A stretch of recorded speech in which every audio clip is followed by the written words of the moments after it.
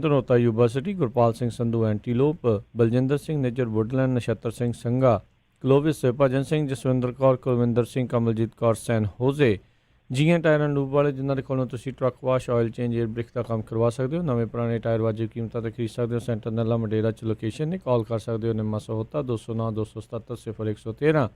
West Coast truck driving school Fresno ਵਾਲੇ, ਜਿਹੜੇ ਕਿ ਤੁਹਾਨੂੰ ਟਰੱਕ ਦਾ ਲਾਇਸੈਂਸ ਵਧੀਆ ਸਿਖਲਾਈ ਦੇ ਕੇ ਘੱਟ ਸਮੇਂ ਦੇ ਵਿੱਚ ਲੈਣ 'ਚ ਸਹਾਇਤਾ ਕਰਦੇ ਨੇ। ਕਾਲ ਅਜੀਤ ਇਟਵਾਲ 559 374 45 41 ਦੇ ਉੱਤੇ। ਇਹਨਾਂ ਸਾਰਿਆਂ ਦਾ ਬਹੁਤ ਬਹੁਤ ਧੰਨਵਾਦ। ਜੇਕਰ ਤੁਸੀਂ ਜਾਂ ਕੋਈ ਹੋਰ ਕਾਰੋਬਾਰ ਇਸ ਪ੍ਰੋਗਰਾਮ ਨੂੰ ਸਪਾਂਸਰ ਕਰਨਾ ਚਾਹੁੰਦੇ ਹੋ, ਸੰਪਰਕ ਕਰ ਸਕਦੇ ਹੋ ਨੰਬਰ 408 722 7698 ਦੇ ਉੱਤੇ। ਮਿੰਟੂ ਜੀ, ਗੱਲਬਾਤ ਦਾ ਸਿਲਸਿਲਾ ਸ਼ੁਰੂ ਕਰਦੇ ਹਾਂ। ਕਹਿੰਦੇ ਰਾਜਸਥਾਨ ਦੇ ਵਿੱਚ ਸ਼ੁਰੂ ਹੋਇਆ ਸਿਆਸੀ ਡਰਾਮਾ, ਕਾਂਗਰਸ ਤੇ ਆ ਗਿਆ ਸੰਕਟ। ਇਹਨਾਂ ਤੇ ਸੰਕਟ ਹੈ ਜਿਹੜਾ ਹਰੇਕ ਮੱਸਿਆ ਹੀ ਆ ਜਾਂਦਾ। ਤੇ ਐਤਕੀ ਹੁਣ ਇੰਨਾ ਹੈ ਕਿ ਸੰਕਟ ਹੈ ਜਿਹੜਾ ਉਹ ਕਰਨਾਟਕ ਤੋਂ ਹੁੰਦਾ ਹੋਇਆ ਵਾਇਆ ਮੱਧ ਪ੍ਰਦੇਸ਼ ਤੇ ਰਾਜਸਥਾਨ 'ਚ ਚੱਲ ਗਿਆ। ਅੱਗੋਂ ਲੋਕ ਡਰਦੇ ਪਏ ਆ ਕਿ ਕਿਤੇ ਪੰਜਾਬ 'ਚ ਨਾ ਆ ਜਾਵੇ, ਕਿਉਂਕਿ ਬਾਰਡਰ ਲੱਗਦੇ ਆ ਨਾ ਇਹਨਾਂ ਸਾਰੀਆਂ ਸਟੇਟਾਂ ਦੇ ਗਾਂਹ ਦੀ ਗਾਂਹ। ਤੇ ਖੈਰ ਜੋ ਵੀ ਚੱਲਦਾ ਪਿਆ, ਦੇਖੋ ਇਹਨਾਂ ਵਾਸਤੇ ਮੈਂ ਸਮਝਦਾ ਕਿ ਬੜਾ ਔਖਾ ਸਮਾਂ ਹੈ।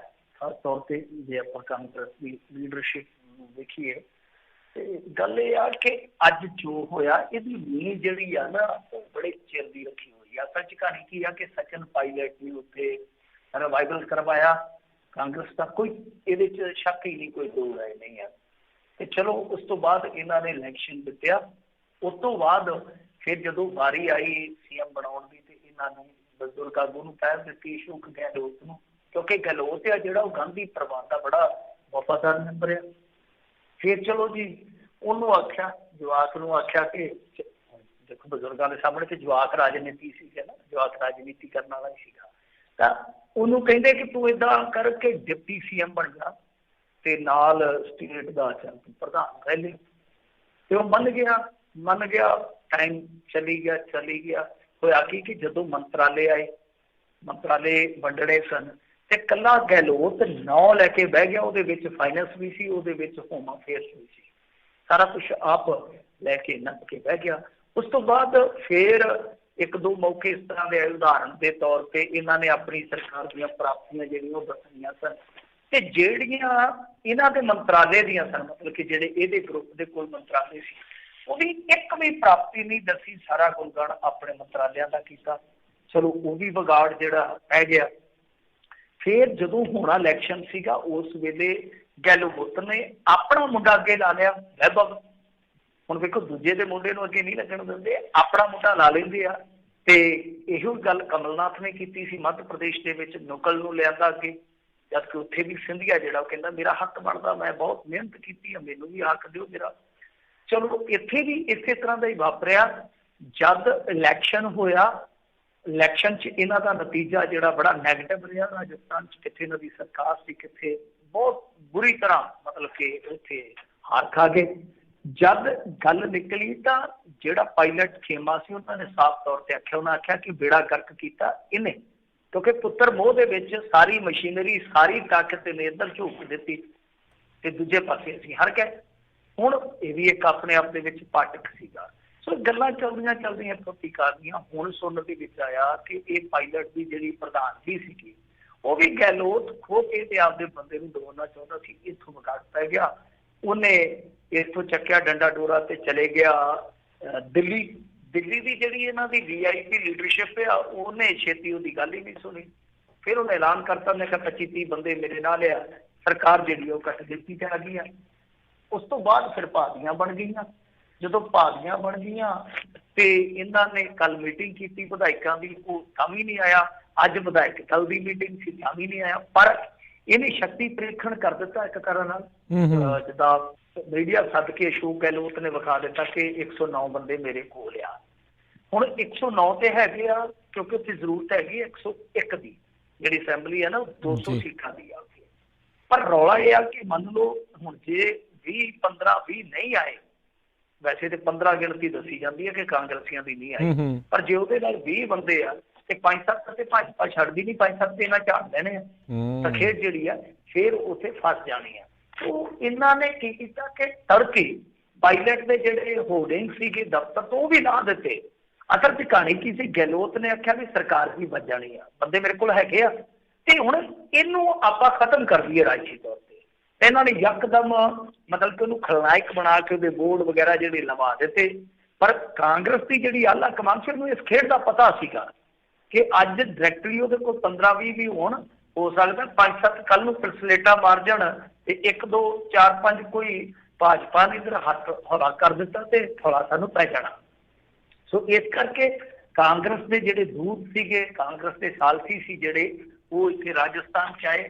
ਉਹਨਾਂ ਨੇ ਹੁਣ ਵੀ ਕਿਹਾ, ਮੈਂ ਹੁਣ ਵੀ ਤੁਹਾਨੂੰ ਅਪਡੇਟ ਦੇ ਦਿੰਦਾ, ਇਹਨਾਂ ਨੇ ਸੁਰਜੇਵਾਲ ਜਿਹੜੇ ਇਹਨਾਂ ਦੇ ਕੌਮੀ ਤਰਜਮਾਨ ਨੇ, ਉਹਨਾਂ ਕਿਹਾ ਕਿ ਇਹ ਆਪਣੀ ਗੱਲ ਆ ਕੇ ਰੱਖਣ, ਅਸੀਂ ਇਹਨਾਂ ਦਾ ਸਵਾਗਤ ਕਰਾਂਗੇ। ਸੋ ਇਹ ਸਾਰਾ ਕੁਛ ਹੈ ਜਿਹੜਾ ਚੱਲਦਾ ਪਿਆ। ਮਤਲਬ ਕਿ ਹਾਲੇ ਵੀ ਸਚਿਨ ਪਾਇਲਟ ਨੂੰ ਉਹ ਕਹਿੰਦੇ ਪਏ ਕਿ ਆ ਕੇ ਆਪਣੀ ਗੱਲ ਰੱਖਣ, ਅਸੀਂ ਉਹਨਾਂ ਦਾ ਇੰਤਜ਼ਾਰ ਕਰ ਰਹੇ ਹਾਂ। ਤਾਂ ਤੁਸੀਂ ਦੇਖ ਲਓ ਕਿ ਕਿੱਥੇ ਇੱਕ ਪਾਸੇ ਉਹਦੇ ਬੋਰਡ ਵਗੈਰਾ ਸਾਰੇ ਜਿਹੜੇ ਲਾ ਦਿੱਤੇ ਗਏ ਸੀਗੇ, ਤਾਂ ਦੂਸਰੇ ਪਾਸੇ ਕਾਲ ਕੀਤੀ ਜਾ ਰਹੀ ਹੈ ਕਿ ਤੁਸੀਂ ਆ ਜਾਓ ਭਾਈ, ਆਪਾਂ ਬਹਿ ਕੇ ਨਿਬੇੜ ਲੈਂਦੇ ਹਾਂ।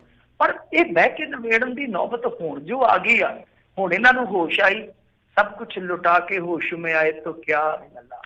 ਜਦ ਹੁਣ ਤੁਸੀਂ ਇਹ ਗੱਲ ਸਮਝ ਚੁੱਕੇ ਹੋ ਕਿ ਭਾਈ ਕਹਾਣੀ ਜਿਹੜੀ ਆ ਖਰਾਬ ਹੋ ਗਈ ਆ, ਪਾਣੀ ਪੁਲਾਂ ਦੇ ਹੇਠੋਂ ਲੰਘਣ ਡਿਆ, ਤਾਂ ਤੁਸੀਂ ਉਸ ਵੇਲੇ ਇਹਨਾਂ ਚੀਜ਼ਾਂ ਤੇ ਗੌਰ ਕਿਉਂ ਨਹੀਂ ਕੀਤਾ ਜਦੋਂ ਇਹ ਸਾਰੀਆਂ ਚੀਜ਼ਾਂ ਵਾਪਰ ਰਹੀਆਂ ਸਨ? ਉਦਾਹਰਨ ਮੈਂ ਇੱਕ ਹੋਰ ਦੇ ਦਿੰਦਾ ਤੁਹਾਨੂੰ ਜੀ। ਕੋਟਾ ਹਸਪਤਾਲ 'ਚ ਬੱਚਿਆਂ ਦੀ ਮੌਤ ਹੋਈ ਸੀ। ਉੱਥੇ ਇਹਨਾਂ ਦਾ ਜਿਹੜਾ ਸਿਹਤ ਮੰਤਰੀ ਸੀ ਆਂਦਾ ਇਹ ਸਾਰੀ ਬਿਮਾਰੀ ਭਾਜਪਾ ਦੀ ਫੈਲਾਈ ਆ, ਤੇ ਸਚਿਨ ਪਾਇਲਟ ਦੀ ਲਾਈਨ ਇਹ ਸੀ, ਉਹ ਕਹਿੰਦਾ ਕਿ ਆਪਣੇ ਕੰਮਕਾਰ ਸੁਧਾਰੋ ਭਾਈ, ਮਤਲਬ ਕਿ ਨੁਕਸ ਸਾਡੇ ਪਿਆ। ਤਾਂ ਤੁਸੀਂ ਉੱਥੇ ਹੁਣ ਜੇ ਤੁਸੀਂ ਕੌਮੀ ਲੀਡਰਸ਼ਿਪ 'ਚ ਬੈਠੇ ਨਾ ਚੀਜ਼ਾਂ ਨੂੰ ਨੋਟਿਸ ਨਹੀਂ ਕਰਦੇ ਤੇ ਫਿਰ ਖੇਤ ਦੀ ਮਿੱਟੀ ਤੁਸੀਂ ਐਡੀ ਵੱਡੀ ਪਾਰਟੀ ਚਲਾ ਲੈਣੀ ਆ। ਸੋ ਇਹ ਦਿੱਕਤ ਅਸਲ ਦੇ ਵਿੱਚ ਕਾਂਗਰਸ ਦੇ ਅੰਦਰ ਕੀ ਆ ਕਿ ਗਾਂਧੀ ਪਰਿਵਾਰ ਦੀ ਕੋਈ ਵੁਕਤ ਨਹੀਂ ਹੈਗੀ। ਜੇ ਤੁਸੀਂ ਵੇਖੋਗੇ ਪੂਰੇ ਦੇਸ਼ ਦੇ ਵਿੱਚ ਗਾਂਧੀ ਪਰਿਵਾਰ ਦੀ ਹੁਣ ਕੋਈ ਵੁਕਤ ਨਹੀਂ ਹੈਗੀ। ਜਿੰਨੀਆਂ ਵੀ ਇਲੈਕਸ਼ਨ ਜਿੱਤਦੇ ਆ, ਮਤਲਬ ਕਿ ਇੱਕਾ ਦੁੱਕਾ ਸਾਲ 'ਚ ਜਿਹੜੇ ਇਲੈਕਸ਼ਨ ਜਿੱਤਦੇ ਆ, ਉਹ ਲੋਕਲ ਲੀਡਰ ਜਿੱਤਦੇ ਆ ਆਪਣੇ ਪੱਧਰ ਤੇ, ਇਹਦੇ 'ਚ ਕੋਈ ਸ਼ੱਕ ਨਹੀਂ ਹੈ। ਪਰ ਦੇਖੋ ਗੱਲ ਇਹ ਹੁੰਦੀ ਹੈ ਕਿ ਠੀਕ ਆ ਅੱਜ ਉਹਨਾਂ ਦਾ ਪ੍ਰਭਾਵ ਘਟ ਗਿਆ ਗਾਂਧੀ ਫੈਮਿਲੀ ਦਾ, ਪਰ ਰੌਲਾ ਇਹ ਆ ਕਿ ਲੋਕਾਂ ਦੇ ਵਿੱਚ ਘਟਿਆ ਨਾ, ਤੁਹਾਡੇ ਲੀਡਰਾਂ ਦੇ ਵਿੱਚ ਤੇ ਨਹੀਂ ਨਾ ਘਟਣਾ ਚਾਹੀਦਾ। ਠੀਕ ਆ ਉਹ ਜਿੱਤੇ ਆ, ਉਦਾਹਰਨ ਦੇ ਤੌਰ ਤੇ ਕੈਪਟਨ ਅਮਰਿੰਦਰ ਸਿੰਘ ਆ, ਕੈਪਟਨ ਅਮਰਿੰਦਰ ਸਿੰਘ ਜਿੱਤ ਗਿਆ, ਠੀਕ ਆ, ਪਰ ਤੁਹਾਡਾ ਕੁਛ ਨਾ ਕੁਛ ਤੇ ਉਹਦੇ ਤੇ ਸਕੰਜਾ ਹੋਣਾ ਚਾਹੀਦਾ। ਇਹ ਥੋੜੀ ਕੋਈ ਬੰਦੇ ਚੜ ਕੇ ਪਾਸੇ ਰੱਖੀ ਜਾ। ਹੁਣ ਸਿੱਧੂ ਵਾਲਾ ਮਸਲਾ ਦੇਖੋ, ਸਿੱਧੂ ਕੀ ਕਰੂਗਾ? ਤੁਸੀਂ ਆਪ ਹੀ ਅੰਦਾਜ਼ਾ ਲਾ ਲਓ ਕਿ 16-17 ਮਹੀਨੇ ਹੋ ਗਏ ਮੇਰੇ ਖਿਆਲ ਦੇ ਨਾਲ ਸਿੱਧੂ ਵਾਲਾ ਮਸਲਾ ਇਹਨਾਂ ਨੇ ਕਿਸੇ ਕੰਢੇ ਨਹੀਂ ਲਾਇਆ, ਕਿਸੇ ਤਰ ਪੱਤਰ ਨਹੀਂ ਲਾਇਆ। ਮੈਨੂੰ ਲੱਗਦਾ ਹੈ ਕਿ ਪਾਇਲਟ ਦਾ ਇਹ ਜਹਾਜ਼ ਪਤਾ ਨਹੀਂ ਕ੍ਰੈਸ਼ ਹੋਊਗਾ ਕਿ ਨਹੀਂ ਹੋਊਗਾ, ਸ਼ਾਇਦ ਸੇਫਲੀ ਲੈਂਡ ਕਰ ਜਾਵੇ, ਕੋਈ ਪਤਾ ਨਹੀਂ ਹੈ। ਪਰ ਇੱਥੋਂ ਜਹਾਜ਼ ਉੱਡਣ ਲਈ ਤਿਆਰ ਹੈ। ਇਹ ਮੇਰੀ ਗੱਲ ਨੋਟ ਕਰ ਲਿਓ, ਕਿਉਂਕਿ ਬਾਜਵਾ ਸਾਹਿਬ ਨੂੰ Z+ ਸਟੋਰ 'ਚ ਮਿਲ ਗਈ ਆ। ਇਹ ਤੁਹਾਨੂੰ ਸ਼ਾਇਦ ਪਤਾ ਲੱਗਿਆ ਹੋਊਗਾ ਕਿ ਇੱਕ ਪਾਸੇ ਉਹ ਬੰਗਲੇ ਖੋ ਰਹੇ ਆ ਪ੍ਰਿਯੰਕਾ ਗਾਂਧੀ ਤੋਂ, ਇੱਕ ਪਾਸੇ ਇਹਨਾਂ ਦੀਆਂ ਸਿਕਿਉਰਟੀਆਂ ਵਾਪਸ ਲੈ ਰਹੇ ਆ ਵੱਡੇ ਵੱਡੇ ਲੀਡਰਾਂ ਦੀਆਂ, ਤੇ ਬਾਜਵਾ ਸਾਹਿਬ ਨੂੰ Z+ ਸਿਕਿਉਰਟੀ ਦੇ ਰਹੇ ਆ। ਜਦੋਂ ਢੀਂਡਸਾ ਸਾਹਿਬ ਨੇ ਉਡਾਨ ਭਰਨੀ ਸੀ, ਤੁਹਾਨੂੰ ਯਾਦ ਹੈ ਨਾ, ਉਹਨਾਂ ਨੂੰ ਪਦਮ ਸ਼੍ਰੀ ਦਿੱਤਾ ਗਿਆ ਸੀ ਪਹਿਲਾਂ। ਸੋ ਇਹ ਚੀਜ਼ਾਂ ਜਿਹੜੀਆਂ ਸੰਕੇਤ ਦਿੰਦੀਆਂ, ਮੈਂ ਤਾਂ ਹੀ ਕਿਹਾ ਕਿ ਇਹ ਜਾਗ ਜਿਹੜੀ ਆ ਇੱਥੇ ਵੀ ਲੱਗਣੀ ਆ, ਕਿਉਂਕਿ ਇਹ ਮਜਬੂਰ ਕਰਦੇ ਰਹੇ ਆ ਕਿਉਂਕਿ ਸਿੱਧੂ ਹੁਣ ਕਿੰਨੀ ਕੁ ਵੇਟ ਕਰੂਗਾ? ਅੱਜ ਉਹਦੀ ਸਿਆਸੀ ਬਾਜ਼ਾਰ 'ਚ ਕੀਮਤ ਆ, ਅਗਲਾ ਫਿਰ ਉਸ ਕੀਮਤ ਨੂੰ ਥੋੜੀ ਨਾ ਗਵਾਊਗਾ। ਇਹ ਕਹਿ ਦੇਣ ਕਿ ਕੋਈ ਨਹੀਂ ਸਿੱਧੂ 22 ਵਾਲੀ ਪਾਰੀ ਹੋਰ ਖੇਡ ਲੈਂਦੇ ਕੈਪਟਨ ਨੂੰ, ਤੈਨੂੰ 27 'ਚ ਕਰ ਦਿਆਂਗੇ, ਤਾਂ 22-27 ਵਾਲੇ ਚੱਕਰ 'ਚ ਅਗਲਾ ਆਪਦੀ ਤਬਾਹੀ ਥੋੜੀ ਨਾ ਕਰੂਗਾ। ਅਗਲਾ ਕਰੂਗਾ ਭਾਈ ਤੇ ਮੇਰੀ ਆ ਬਾਈ ਮੈਂ ਚੱਲਿਆ। ਤਾਂ ਇਹ ਹਾਲ ਹੈ ਕਾਂਗਰਸ ਦੀ ਲੀਡਰਸ਼ਿਪ ਦਾ, ਬੁਰੇ ਹਾਲ ਬੌਂਕੇ ਦਿਹਾੜੇ। ਹੁਣ ਤੇ ਲੋਕ ਵੀ ਕਹਿੰਦੇ ਆ ਕਿ ਪੁਲਿਸ ਦੀ ਕਾਰ ਤੇ ਕਾਂਗਰਸ ਦੀ ਸਰਕਾਰ ਕਿਸੇ ਵੇਲੇ ਵੀ ਪਲਟ ਸਕਦੀ ਆ। ਜੀ ਬਿਲਕੁਲ। ਤੇ ਲੱਗਦਾ ਤਾਂ ਇੱਦਾਂ ਹੀ ਆ ਵੀ ਪਾਇਲਟ ਨੂੰ ਇਹਨਾਂ ਨੇ ਲੈ ਆਉਣਾ ਹੈ, ਰਫੇਲ ਵੀ ਤਾਂ ਉਡਾਉਣੇ ਹੈਗੇ ਆ ਨਵੇਂ ਜਿਹੜੇ ਲਏ ਆ ਇਹਨਾਂ ਨੇ। ਸੋ ਕੋਈ ਪਤਾ ਨਹੀਂ ਇਹਨਾਂ ਦਾ ਕੀ ਕਰ ਦੇਣਾ ਆ। ਤੇ ਵਾਕਿਆ ਹੀ ਜਿਹੜਾ ਪੰਜਾਬ ਦੇ ਵਿੱਚ ਜਿਹੜਾ ਸਿਆਸੀ ਸਮੀਕਰਨ ਖਾਸ ਕਰਕੇ ਕਾਂਗਰਸ ਦਾ ਜਿਹੜਾ ਕਾਫੀ ਉਲਟ ਫੇਰ ਜਿਹੜਾ ਉਹ ਹੋ ਸਕਦਾ।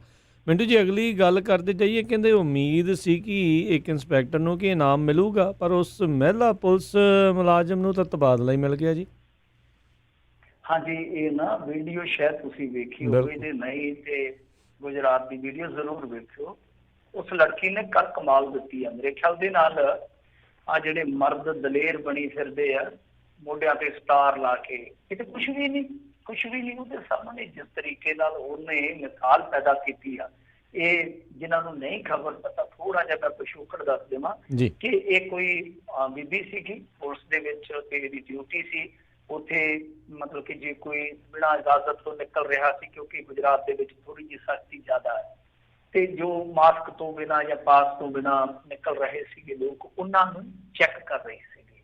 ਤਾਂ ਕੋਈ ਮੁੰਡਾ ਰੋਕਿਆ, ਉਹਨੇ ਗਾਂ ਆਪਣਾ ਮਿੱਤਰ ਸੱਦ ਲਿਆ, ਉਹ ਆਇਆ ਤੇ ਉਹ ਆਖਣ ਲੱਗਾ ਜੀ ਮੈਡਮ ਜੀ ਮੇਰਾ ਮਿੱਤਰ ਹੈ ਛੱਡੋ। ਉਹਨੇ ਕਿਹਾ ਤੂੰ ਕੌਣ ਆ? ਤੇ ਉਹ ਕਹਿੰਦਾ ਜੀ ਮੈਂ MLA ਦਾ ਮੁੰਡਾ, ਕਿਉਂਕਿ ਉਹਦੇ ਲੱਗੀ ਸੀ ਪਲੇਟ ਅੱਗੇ। ਉਹਨੇ ਕਿਹਾ MLA ਦਾ ਮੁੰਡਾ ਕਾਰ ਨੂੰ ਕਿਵੇਂ ਕੱਢੀ, ਪਤਾ ਕਰਫਿਊ ਚ ਕਿਵੇਂ ਬਾਹਰ ਆ ਗਿਆ ਤੂੰ, ਕਿਤੇ ਤੋਂ ਪੁੱਛ ਕੇ ਆਇਆ? ਕਹਿੰਦਾ ਜੀ ਮੈਂ ਵੀ ਸਮਾਜ ਸੇਵਾ ਕਰਦਾ। ਉਹ ਕਹਿੰਦੀ ਇਹ ਕਿਹੜੀ ਸਮਾਜ ਸੇਵਾ ਹੋਈ? ਫਿਰ ਆਪਦੇ ਪਿਓ ਨੂੰ ਫੋਨ ਫੜਾਤਾ ਉਹ ਲਾ ਕੇ, ਤੇ ਉਹਨੇ ਤਤੀਆਂ ਠੰਡੀਆਂ ਉਹਨੂੰ ਵੀ ਸੁਣਾਈਆਂ। ਮਤਲਬ ਕਿ ਉਹ ਬੀਬੀ ਜਿਹੜੀ ਆ ਥੋੜੀ ਝੜਸ ਨਾਲ ਗੱਲ ਕਰਦੀ ਆ, ਸਾਰੀ ਵੀਡੀਓ ਤੁਸੀਂ ਦੇਖ ਸਕਦੇ ਹੋ। ਉਹ ਲਾਂਭਾ ਦਿੰਦੀ ਹੈ ਕਿ ਸਰ ਤੁਹਾਡਾ ਮੁੰਡਾ ਕਰਫਿਊ ਦੇ ਵਿੱਚ ਬਿਨਾਂ ਇਜਾਜ਼ਤ ਤੋਂ ਨਿਕਲਿਆ, ਤੁਸੀਂ ਅੱਗੋਂ ਉਲਟੀਆਂ ਸਿੱਧੀਆਂ ਗੱਲਾਂ ਕਰਦੇ ਹੋ। ਸੋ ਉਸ ਤੋਂ ਬਾਅਦ ਉਹ ਆਪਣੇ, ਵੇਖੋ ਹੁਣ ਕਮਾਲ ਦੀ ਗੱਲ ਹੈ, ਆਪਣੇ ਇੰਸਪੈਕਟਰ ਨੂੰ ਫੋਨ ਕਰਦੀ ਆ ਤੇ ਉਲਟਾ ਇੰਸਪੈਕਟਰ ਨੂੰ ਕਹਿੰਦਾ ਤੇਰੀ ਡਿਊਟੀ ਕਿੱਥੇ ਆ? ਉਹ ਕਹਿੰਦੀ ਦੱਸੋ ਡਿਊਟੀ ਹੋਰ ਮੇਰੀ ਕਿੱਥੇ ਆ ਡਿਊਟੀ? ਤੇ ਉਹ ਅੱਗੋਂ ਕਹਿੰਦਾ ਮੈਂ ਚਾਹਾਂ ਤੇ ਤੈਨੂੰ 365 ਤੇ 365 ਦਿਨ ਇੱਥੇ ਖੜੀ ਰੱਖ ਸਕਦਾ। ਇਸ ਤਰ੍ਹਾਂ ਇਹ ਆਪਣੇ ਆਪ ਦੇ ਵਿੱਚ ਬੜੀ ਹੈਰਾਨ ਕਰਨ ਵਾਲੀ ਗੱਲ ਹੈ ਕਿ ਪੁਲਿਸ ਇੰਸਪੈਕਟਰ ਹੈ ਜਿਹੜਾ ਉਹ ਉੱਥੇ ਮਤਲਬ ਕਿ ਇੱਕ ਤੇ ਉਹਦੀ ਡਿਊਟੀ ਜਿਹੜੀ ਆ ਉਹ ਕਹਿ ਰਿਹਾ ਕਿ ਤੇਰੀ ਡਿਊਟੀ ਹੋਈ ਨਹੀਂ ਤੇ ਤੇਰਾ ਬਿਹੇਵੀਅਰ ਦੀ ਅੱਗੇ ਵੀ ਸ਼ਿਕਾਇਤ ਮਿਲੀ ਆ, ਤੇ ਦੂਜੇ ਪਾਸੇ ਉਹ ਜਿਹੜੇ ਹੈਗੇ ਆ ਸਿਆਸੀ ਬੰਦੇ ਉਹ ਕਹਿੰਦੇ ਆ ਕਿ 365 ਦਿਨ ਤੈਨੂੰ ਇੱਥੇ ਖੜੇ ਕਰਕੇ ਰੱਖ ਸਕਦੇ ਆ। ਦੇਖੋ ਕੈਸੀ ਗੱਲ ਆ। ਪਰ ਉਹ ਬਹੁਤ ਜ਼ਿਆਦਾ ਬੀਬੀ ਜਿਹੜੀ ਆ ਦਲੇਰਾਨਾ ਕਦਮ ਚੁੱਕਦੀ ਆ, ਔਰ ਕਾਫੀ ਜ਼ਿਆਦਾ ਉਹ ਵੀਡੀਓ ਜਿਹੜੀ ਵਾਇਰਲ ਹੋਈ ਉਹ ਸਾਰਿਆਂ ਨੇ ਵੇਖੀ, ਪਰ ਉਸ ਲੜਕੀ ਦਾ ਤਬਾਦਲਾ ਕਰ ਦਿੱਤਾ ਇਹਨਾਂ ਨੇ। ਜਦ ਕਿ ਲੋਕ ਕਹਿ ਰਹੇ ਸੀਗੇ ਕਿ ਜਿਸ ਤਰੀਕੇ ਨਾਲ ਕਿਰਨ ਬੇਦੀ ਕਦੇ ਚੜ੍ਹਾਈ ਕਰਦੀ ਆ, ਕਦੇ ਉਸ ਬੀਬੀ ਦਾ ਸਟੈਂਡ ਆ ਜਿਹੜਾ ਉਹ ਪੂਰੇ ਦੇਸ਼ ਦੇ ਵਿੱਚ ਗਿਣਿਆ ਜਾਂਦਾ ਕਿ ਬਹੁਤ ਅੜਬ ਸੁਭਾਅ ਦੀ ਅਫਸਰ ਹੈ ਬੀਬੀ, ਕਿਸੇ ਦੀ ਪਰਵਾਹ ਨਹੀਂ ਕਰਦੀ, ਸੱਚ ਦੇ ਮਾਰਗ ਤੇ ਚੱਲਣ ਵਾਲੀ ਆ। ਲੋਕ ਕਹਿੰਦੇ ਸੀਗੇ ਕਿ ਦੂਜੀ ਕਿਰਨ ਬੇਦੀ ਮਿਲ ਗਈ ਆ ਮੁਲਕ ਨੂੰ ਤੇ ਜ਼ਰੂਰ ਸਰਕਾਰ ਇਹਦਾ ਮੁੱਲ ਪਾਊਗੀ ਕਿ ਹਾਂ ਭਾਈ ਵਾਕਿਆ ਨੇ ਡਿਊਟੀ ਕੀਤੀ ਆ, ਨਾ ਕਿ ਚਮਚਾਗਿਰੀ ਕੀਤੀ ਹੈ ਜਿਸ ਤਰ੍ਹਾਂ ਪੁਲਿਸ ਵਾਲੇ ਆਮ ਤੌਰ ਤੇ ਕਰਦੇ, ਖਾਸ ਤੌਰ ਤੇ ਜਿੱਦਾਂ ਇੰਸਪੈਕਟਰ ਕਰ ਰਿਹਾ ਸੀਗਾ। ਪਰ ਉਹਨੂੰ ਨਾਮ ਕੀ ਮਿਲਣਾ ਸੀ? ਇਹ ਮੈਡਲ ਇਹ ਮਿਲਿਆ, ਤਗਮਾ ਇਹ ਮਿਲਿਆ ਕਿ ਤੇਰਾ ਤਬਾਦਲਾ ਕਰ ਦਿੱਤਾ ਗਿਆ। ਸੋ ਇਹ ਅੱਜ ਦੀ ਮੈਂ ਕਹੂੰਗਾ ਕਿ ਇਸ ਵੇਲੇ ਦੀ ਐਸੀ ਖਬਰ ਆ ਜੋ ਸਾਡੇ ਸਿਸਟਮ ਨੂੰ ਬਿਲਕੁਲ ਨੰਗਿਆ ਕਰ ਦਿੰਦੀ ਆ ਕਿ ਠੀਕ ਆ ਅਸੀਂ ਬਹੁਤ ਜ਼ਿਆਦਾ ਸ਼ਿਕਵਾ ਕਰਦੇ ਹਾਂ, ਸ਼ਿਕਾਇਤ ਕਰਦੇ ਹਾਂ ਕਿ ਸਾਡਾ ਸਿਸਟਮ ਕੀ ਹੈ, ਵਾਹ ਹੈ। ਬਟ ਜਦੋਂ ਇਸ ਤਰ੍ਹਾਂ ਦੇ ਅਫਸਰ, ਇਸ ਤਰ੍ਹਾਂ ਦੇ ਕਰਮਚਾਰੀ ਇਸ ਤਰ੍ਹਾਂ ਦੇ ਧੱਕੇ ਦਾ ਸ਼ਿਕਾਰ ਹੁੰਦੇ ਆ ਤਦ ਉਹਨਾਂ ਦੇ ਨਾਲ ਕੋਈ ਨਹੀਂ ਖੜਦਾ। ਹੁਣ ਵੇਖੋ ਪੁਲਿਸ ਦੇ ਜਿਹੜੇ ਵੱਡੇ ਆਲਾ ਅਧਿਕਾਰੀ ਆ ਉਹ ਵੀ ਨਾਲ ਨਹੀਂ ਖੜਨਗੇ, ਨਾਲ ਨਹੀਂ ਖੜਨਗੇ ਕਿਉਂਕਿ ਉਹਦੇ ਦੂਸਰੇ ਪਾਸੇ ਖੜਨਗੇ ਨਾ।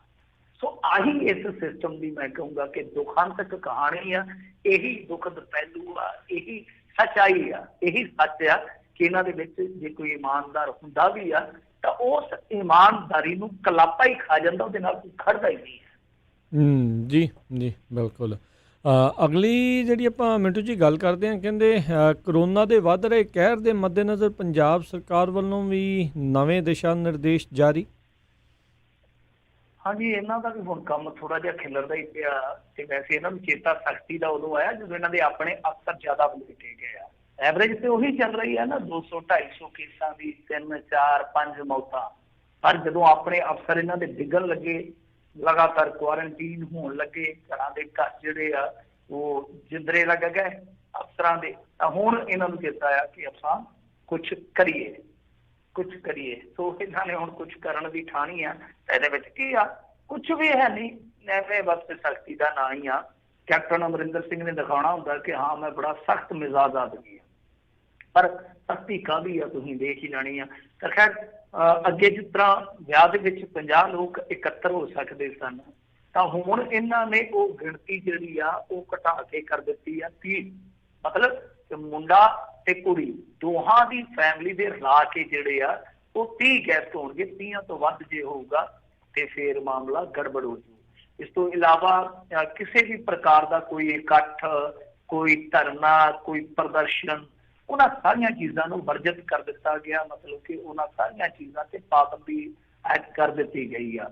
ਇਸ ਤੋਂ ਇਲਾਵਾ ਜਿਹੜੀ ਇਸ ਮਾਮਲੇ ਦੇ ਵਿੱਚ ਖਾਸ ਗੱਲ ਆ ਉਹ ਇਹ ਆ ਕਿ ਅੱਗੇ ਤੇ ਹੁਣ ਜਿਸ ਤਰ੍ਹਾਂ ਮੰਨ ਲਓ ਕੋਈ ਬੰਦਾ ਖਲੋਤਾ ਵਾ, ਉਹਦੇ ਕੋਲ ਫਾਸਲਾ ਨਹੀਂ ਹੈਗਾ ਦਰਮਿਆਨ ਚ, ਜਾਂ ਉਹਨੇ ਮਾਸਕ ਨਹੀਂ ਪਾਇਆ ਤੇ ਉਹਦਾ ਮੌਕੇ ਤੇ ਚਲਾਨ ਕੱਟ ਦਿੰਦੇ ਤੇ ਜਾਨ ਛੱਡ ਦਿੰਦੇ ਆ। ਹੁਣ ਇਹਨਾਂ ਨੇ ਇਹ ਕਿਹਾ ਕਿ ਭਾਈ ਇਸ ਤਰ੍ਹਾਂ ਨਹੀਂ ਛੱਡਣਾ, ਪਰਚਾ ਕੱਟਣਾ ਹਰੇਕ ਦਾ। ਹੁਣ ਥੋੜਾ ਪਰਚੇ ਦਾ ਡਰ ਹੁੰਦਾ, ਕਿਉਂਕਿ ਪਰਚਾ ਇੱਕ ਐਸੀ ਚੀਜ਼ ਆ ਜਿਸ ਤਰ੍ਹਾਂ ਸਰਕਾਰ ਤੁਸੀਂ ਪਾਸਪੋਰਟ ਬਣਾਉਣਾ ਜਾਂ ਤੁਸੀਂ ਕੋਈ ਇਲੈਕਸ਼ਨ ਲੜਨਾ ਹੈ ਜਾਂ ਕੁਝ ਇਸ ਤਰ੍ਹਾਂ ਦਾ ਸਮਥਿੰਗ ਕੋਈ ਵੀ ਕਾਰਾ ਕਰਨਾ, ਤਾਂ ਫਿਰ ਤੁਹਾਨੂੰ ਉਹ ਬੜੀ ਦਿੱਕਤ ਦਿੰਦਾ ਪਰਚਾ। ਸੋ ਇਸ ਕਰਕੇ ਪਰਚੇ ਦਾ ਡਰ ਐਕਸਟਰਾ, ਖਾਸ ਤੌਰ ਤੇ ਨੌਜਵਾਨ ਜਿਨ੍ਹਾਂ ਨੇ ਬਾਹਰ ਅੰਦਰ ਜਾਣਾ, ਔਰ ਜ਼ਿਆਦਾਤਰ ਤੁਹਾਨੂੰ ਪਤਾ ਹੀ ਨੌਜਵਾਨ ਨਿਕਲਦੇ ਆ, ਤਾਂ ਇਸ ਕਰਕੇ ਇਹਨਾਂ ਨੇ ਹੁਣ ਇਸ ਚੀਜ਼ ਨੂੰ ਹਥਿਆਰ ਬਣਾਇਆ ਕਿ ਆਪਾਂ ਇਹ ਡਰਾਵਾ ਪਾਈਏ ਕਿ ਭਾਈ ਜਿਹੜਾ ਵੀ ਬੰਦਾ ਇਸ ਤਰ੍ਹਾਂ ਦੀ ਅਣਗਹਿਲੀ ਕਰਦਾ ਫੜਿਆ ਗਿਆ, ਸਾਡੇ ਟੇਟੇ ਚੜ ਗਿਆ, ਅਸੀਂ ਉਹਨੂੰ ਸੁੱਕਾ ਨਹੀਂ ਛੱਡਣਾ, ਅਸੀਂ ਉੱਤੇ ਪਰਚਾ ਦੇਵਾਂਗੇ। ਤਾਂ ਪਰਚੇ ਦਾ ਤੁਹਾਨੂੰ ਪਤਾ ਹੀ, ਅਗਲਾ ਕਹਿੰਦਾ ਨਾਲੇ ਖਰਚਾ ਹੋਊਗਾ ਕਿ ਨਾਲੇ ਮੁੜ ਕੇ ਬਹੁਤ ਮੁਸ਼ਕਲ ਹੋ ਜਾਣੀ ਹੈ। ਸੋ ਇਸ ਕਰਕੇ ਆਪਾਂ ਬਚ ਗਏ। ਤਾਂ ਇਹਨਾਂ ਨੇ ਸਖਤਾਈ ਜ਼ਰੂਰ ਕੀਤੀ ਆ, ਪਰ ਇਹਨਾਂ ਦੇ ਆਪਣੇ ਜਿਹੜੇ ਅਸੂਲ ਕਾਇਦੇ ਹੁੰਦੇ ਆ ਉਹ ਆਪਣੇ ਬਣਾਏ ਹੁੰਦੇ ਆ। ਇਹਨਾਂ ਨੂੰ ਕੋਈ ਕੁਛ ਨਹੀਂ ਕਹਿੰਦਾ, ਮਾਈਟ ਇਜ਼ ਰਾਈਟ, ਜੋ ਮਰਜ਼ੀ ਕਰੀ ਜਾਣ। ਉਦਾਹਰਨ ਦੇ ਤੌਰ ਤੇ ਅੱਜ ਜਿਹੜੀ ਆਮ ਆਦਮੀ ਪਾਰਟੀ ਵਾਲਿਆਂ ਪ੍ਰੈਸ ਕਾਨਫਰੰਸ ਕੀਤੀ, ਉਹਦੇ ਚ 100-150 ਬੰਦਾ ਸੀਗਾ। ਇਸਦੀ ਉਹ ਗਿਣਤੀ ਇੱਥੋਂ ਤੱਕ ਹੋਏਗੀ, ਮੇਰਾ ਅੰਦਾਜ਼ਾ ਹੈ ਲਾ ਲਓ ਕਿ 70-80 ਤੋਂ ਲੈ ਕੇ 125-150 ਤੱਕ ਹੋਏਗੀ। ਦੂਸਰੇ ਪਾਸੇ ਜੇ ਆਪਾਂ ਵੇਖੀਏ, ਅਕਾਲੀਆਂ ਨੇ ਪਿਛਲੇ ਦਿਨ ਹੀ ਧਰਨੇ ਲਾਏ ਆ, ਕੋਈ ਪਰਵਾਹ ਨਹੀਂ ਕੀਤੀ ਉਹਨਾਂ ਨੇ। 7 ਤਰੀਕ ਨੂੰ ਮੇਰੇ ਖਿਆਲ ਦੇ ਨਾਲ ਲਾਏ ਸੀਗੇ, ਅਜੇ 4-5 ਦਿਨ ਹੋਏ ਆ। ਫਿਰ ਇਸ ਤੋਂ ਇਲਾਵਾ ਇਹਨਾਂ ਦੇ ਆਪਣੇ ਬੰਦੇ ਜਿੱਥੇ ਵੀ ਜਾਂਦੇ ਆ ਕਾਂਗਰਸੀ, ਇੱਕ ਇਹਨਾਂ ਨੇ ਮੇਰੇ ਖਿਆਲ ਦੇ ਨਾਲ ਪਿੱਛੇ ਜਿਹੇ ਗਿੱਦੜ ਵਿੱਚ ਵੀ ਕੀਤੀ ਸੀ, ਪ੍ਰੋਗਰਾਮ ਇਸ ਤਰ੍ਹਾਂ ਦਾ ਸੀਗਾ। ਕਿਤੇ ਵੀ ਮੰਨ ਲਓ ਕਿਸੇ ਵੀ ਜਗ੍ਹਾ ਤੇ ਇਹਨਾਂ ਦੇ ਮੰਤਰੀ ਸੰਤਰੀ ਜਾਂਦੇ ਆ, ਕੋਈ ਪਰਵਾਹ ਨਹੀਂ ਕਰਦੇ। ਤਾਂ ਸਮੱਸਿਆ ਸਿਰਫ ਤੇ ਸਿਰਫ ਆਉਂਦੀ ਆ ਆਮ ਬੰਦੇ ਲਈ। ਆਮ ਬੰਦੇ ਨੇ ਮੰਨ ਲਓ, ਸਪੋਜ਼ ਕਰੋ, ਫਰਜ਼ ਕਰੋ ਕਿ ਉਹਦੇ ਘਰ ਮਰਗ ਵੀ ਹੋ ਗਈ ਆ, ਤੇ ਜੇ ਕੋਈ ਬਜ਼ੁਰਗ ਗੁਜ਼ਰ ਗਿਆ, ਹੁਣ ਦੇਖੋ ਸਮੱਸਿਆ ਕੀ ਆ ਕਿ ਪਿੰਡਾਂ ਦੇ ਵਿੱਚ ਸ਼ਰੀਕੇ ਬਹੁਤ ਵੱਡੇ ਹੁੰਦੇ ਆ। ਸ਼ਰੀਕੇ ਘਰਾਂ ਦੇ ਵਿੱਚ ਵੀ ਜੇ ਤੁਸੀਂ ਹਰੇਕ ਜੀ ਨੂੰ ਸੱਦੋਗੇ ਜਾਂ 2-4 ਵੀ ਆ ਜਾਣ ਹਰੇਕ ਘਰ ਦੇ ਵਿੱਚੋਂ, ਮਤਲਬ ਕਿ ਜਿਹੜੇ ਤੁਹਾਡੇ ਸ਼ਰੀਕੇ ਚੋਂ ਆ, ਤੇ ਤੁਹਾਡੀ ਤਾਦਾਦ ਜਿਹੜੀ ਉਹ 100 ਤੇ ਪਹੁੰਚ ਜਾਂਦੀ ਹੈ। ਔਰ ਹੁੰਦੇ ਤੁਸੀਂ ਚਲੋ ਆਪਣੇ ਸਰਕਲ ਦੇ ਵਿੱਚ ਹੀ ਅਣਜਾਣੂ ਹੁੰਦੇ ਆ, ਪਰ ਜੇ ਉਹਨਾਂ ਨੇ ਇਜਾਜ਼ਤ ਲੈਣੀ ਹੋਵੇ ਕਿ ਹਾਂ ਭਾਈ ਅਸੀਂ ਇਕੱਠ ਕਰਨਾ ਹੈ ਜੀ, ਜਾਂ ਮਤਲਬ ਕਿ ਸਾਨੂੰ ਕੋਈ ਇਜਾਜ਼ਤ ਦੇ ਦਿਓ, ਅਖੰਡ ਪਾਠ ਰਖਾਉਣਾ ਹੈ, ਕੁਛ ਵੀ ਹੈ, ਤਾਂ ਨਹੀਂ ਮਿਲਦੀ ਇਜਾਜ਼ਤ। ਇਹ ਇਜਾਜ਼ਤ ਮੰਗਦੇ ਵੀ ਨਹੀਂ, ਇਹਨਾਂ ਨੂੰ ਲੈਣੀ ਵੀ ਨਹੀਂ ਪੈਂਦੀ, ਪਰ ਬਾਵਜੂਦ ਇਸ ਤੇ ਇਹਨਾਂ ਦਾ ਕੱਖ ਨਹੀਂ ਵਿਗੜਦਾ। ਸੋ ਜਿਹੜੀ ਸਖਤੀ ਆ, ਸਖਤੀ ਆਮ ਬੰਦੇ ਲਈ ਠੀਕ ਆ ਕਿ ਇੱਕ ਨਵੀਂ ਪੁਲਿਸ ਵਾਸਤੇ ਮਿਲ ਜੂਗੀ ਪਰੇਸ਼ਾਨੀ ਕਰਨ ਵਾਲੀ ਮਸ਼ੀਨ, ਪਰ ਦੂਸਰੇ ਪਾਸੇ ਨਾ ਤੇ ਕਰੋਨਾ ਨੂੰ ਇਹ ਰੋਕ ਸਕਦੇ ਠੀਕ ਢੰਗ ਦੇ ਨਾਲ, ਕਿਉਂਕਿ ਬਹੁਤ ਸਾਰੇ ਹੀਲੇ ਵਸੀਲੇ ਇਸ ਤਰ੍ਹਾਂ ਕਰ ਲੈਂਦੇ ਆ ਲੋਕ ਕਿ ਪੁਲਿਸ ਨਜ਼ਰ ਹੀ ਨਹੀਂ ਪੈਂਦੀ, ਮਤਲਬ ਕਿ ਕਿਤੇ ਨਜ਼ਰ ਨਹੀਂ ਆਉਂਦੀ। ਔਰ ਦੂਜੀ ਗੱਲ ਇਹ ਆ ਕਿ ਇਸ ਮਾਮਲੇ 'ਚ ਜੇ ਸਖਤੀ ਹੁੰਦੀ ਵੀ ਆ ਤਾਂ ਉਸ ਦੀ ਮਾਰ ਜਿਹੜੀ ਆਮ ਆਦਮੀ ਤੇ ਪੈਂਦੀ ਆ, ਇੱਕ ਆਮ ਸਧਾਰਨ ਜਨ ਤੇ ਪੈਂਦੀ ਆ। ਸਿਫਾਰਿਸ਼ ਵਾਲਾ ਵੀ ਨਿਕਲ ਜਾਂਦਾ ਔਰ ਜਿਹੜਾ ਸਿਆਸਤ ਵਾਲਾ ਉਹ ਵੀ ਨਿਕਲ ਜਾਂਦਾ। ਜੀ ਜੀ ਜੀ ਤੇ ਮਿੰਟੂ ਜੀ, ਅਗਲੀ ਜਿਹੜੀ ਆਪਾਂ ਗੱਲ ਕਰੀਏ ਤਾਂ ਕਹਿੰਦੇ ਕੈਪਟਨ ਸਰਕਾਰ ਡੇਰਾ ਪ੍ਰੇਮੀਆਂ ਨੂੰ ਫਸਾਉਣ ਦੀ ਕਰ ਰਹੀ ਹੈ ਕੋਸ਼ਿਸ਼। ਡੇਰਾ ਪ੍ਰੇਮੀਆਂ ਦੇ ਵੱਲੋਂ ਆ ਰਿਹਾ ਜੀ ਬਿਆਨ। ਦੇਖੋ, ਡੇਰਾ ਪ੍ਰੇਮੀ ਤੇ ਸ਼ੁਰੂ ਤੋਂ ਇਹੋ ਗੱਲ ਕਹਿੰਦੇ ਆ ਕਿ ਸਾਨੂੰ ਫਸਾਇਆ ਜਾ ਰਿਹਾ, ਫਸਾਇਆ ਜਾ ਰਿਹਾ। ਵੈਸੇ ਚਲੋ ਆਪਾਂ ਰੋਕਦੇ ਨਹੀਂ ਹੈ, ਉਹਨਾਂ ਦਾ ਵੀ ਹੱਕ ਹੈ, ਡੈਮੋਕ੍ਰੇਟਿਕ ਹੱਕ ਹੈ, ਉਹ ਆਪਣਾ ਪੱਖ ਰੱਖ ਲੈਣ। ਪਰ ਜਿਸ ਤਰ੍ਹਾਂ ਹੁਣ ਉਹਨਾਂ ਨੇ ਪ੍ਰੈਸ ਕਾਨਫਰੰਸ ਕੀਤੀ ਆ, ਇਹ ਸਾਰੇ ਪੱਖ ਤੇ ਅੱਗੇ ਵੀ ਸਾਹਮਣੇ ਆਏ ਹੀ ਆ। ਸਾਰੇ ਪੱਖ ਜਿਹੜੇ ਆ ਸਾਹਮਣੇ ਆਏ, ਮਤਲਬ ਕਿ ਮੇਨ ਤੱਥ ਉਹਨਾਂ ਨੇ ਕੀ ਰੱਖੇ ਆ। ਵੈਸੇ ਉਹਨਾਂ ਦਾ ਪੱਖ ਜਾਣਾ ਚਾਹੀਦਾ ਦੁਨੀਆ 'ਚ। ਉਹ ਕਹਿੰਦੇ ਆ ਕਿ ਦੇਖੋ ਜੀ, ਇੱਕ ਤੇ ਆ ਕਿ 2 ਏਜੰਸੀਆਂ ਜਾਂਚ ਪੜਤਾਲ ਕਰਦੀਆਂ, ਇਹ ਗਲਤ ਹੈ, ਰੌਂਗ ਆ।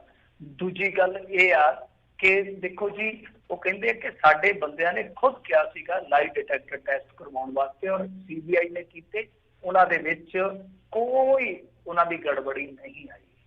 ਤੀਜੀ ਗੱਲ, ਉਹ ਕਹਿੰਦੇ ਕਿ ਕਲੋਜ਼ਰ ਰਿਪੋਰਟ CBI ਨੇ ਦਾਖਲ ਕੀਤੀ ਆ, ਮਤਲਬ ਕਿ ਇਹਨਾਂ ਨੂੰ ਕਲੀਨ ਚਿੱਟ ਤੱਕ ਮਿਲੀ ਆ ਕੇਂਦਰ ਦੀ ਏਜੰਸੀ ਤੋਂ।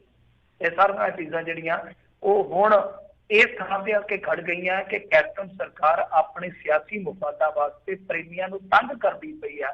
ਤੰਗ ਹੈ ਕਰਕੇ ਕਰਦੀ ਪਈ ਆ ਕਿਉਂਕਿ 2017 'ਚ ਅਸੀਂ ਵੋਟਾਂ ਇਹਨਾਂ ਨੂੰ ਨਹੀਂ ਪਾਈਆਂ, ਮਤਲਬ ਕਿ ਕਾਂਗਰਸ ਨੂੰ।